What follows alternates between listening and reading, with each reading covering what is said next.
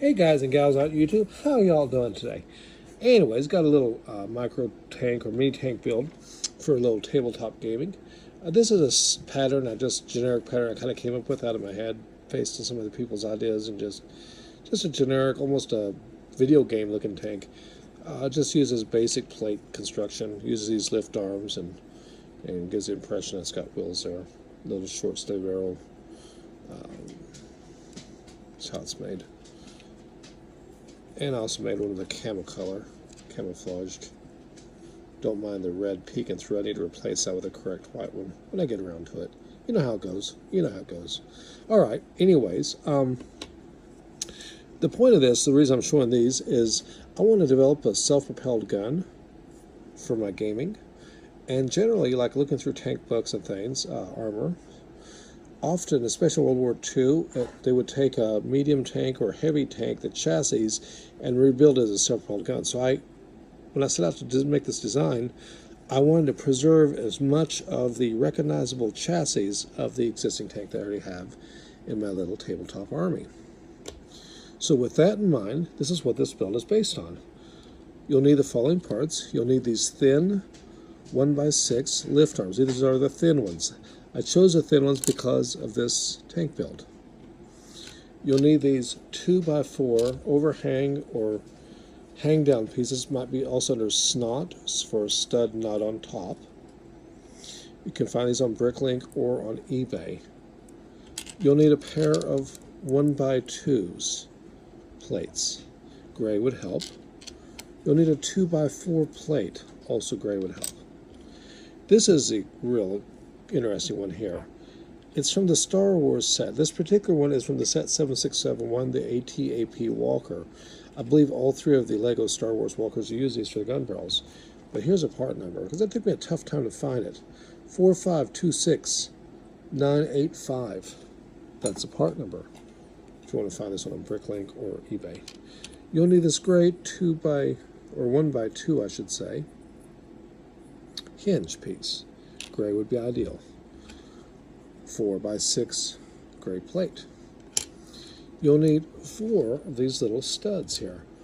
1 by round gray studs. Make sure the one's without the hole in the center. Solid head. Also, a pair of sorry about the tripod, guys. A pair of 2x2 gray towel. You could also use a 2x4. You'll see why in a moment. You'll need 5 of these 1x2 bricks. You could also substitute, I believe it's a 1x4 if you need to. 1x2 slopes. 1x2 plate modified with the center stud. 1x2 grill piece. 1x2 modified plate. This one is all nasty and stained from sun or something. Look at that. Not on the bottom though. So this side must be the side exposed to the air or whatever, smoke maybe, I don't know. It's from my old Lego brick collection. And lastly, unless I've forgotten something, leave me a note, comment if I did, 1x2 towels. Alright, let's get to it. What I usually will do is I'll take this guy here, this lift arm, and slide these into the end. It's easier to do it now. Some people like to do it later, but why make things harder for yourself? Push the set in nice and firm without snapping this lift arm, which I've done with my big fat sausage fingers here. Okay. And these are used, so I'm trying to find a side that looks newer. I think this side looks newer. Ooh, that's kind of loose. There it goes. Seems secure. Alright. Push this guy in from behind. Almost messed up there right in front of everybody. Alright. Now go ahead and put this on the bottom. Make sure this is under the underhang on one side. And this is why I like the thin ones, is they stay under the underhang. See? This right here is worn and just fell out again. It may fall out again. I may replace it with a less worn one. Alright. At this point, take your 1x2s, slide them in down in here. And the only reason I do this is I hate loose parts. I hate stuff falling off, dropping during a game or whatever. So I put this plate down here. Obviously this doesn't have to be gray because it's not going to show. It's not too bad, and you can see where it resembles this one. Alright. Now, I'm going to go ahead and take this 1x2 modified, put it back here, and go ahead and put the grill piece now. Take the one towel up front, see the similarities. Now the slopes I'm going to put here on the back, like so. And this one here can go back here.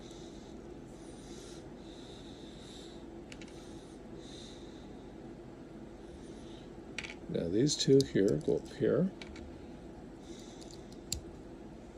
And then this one goes here. This is where your 1x4 would actually work. This guy here drops down into here, which creates this side profile, like I see in some of the World War II books. Center stud 1x2 plate goes here. And then I like to always put this piece in with a slit downward. It's up to you, of course. And then these two plates go back here. You can see why a 2x4 towel would work really well here. These go on the sides. And if you use one of the ones with a hole or the stud here like these have underneath, it might give the impression of a hatch. I don't know, that's up to you. Anyways, there's my self-propelled gun. There's what it would be based on.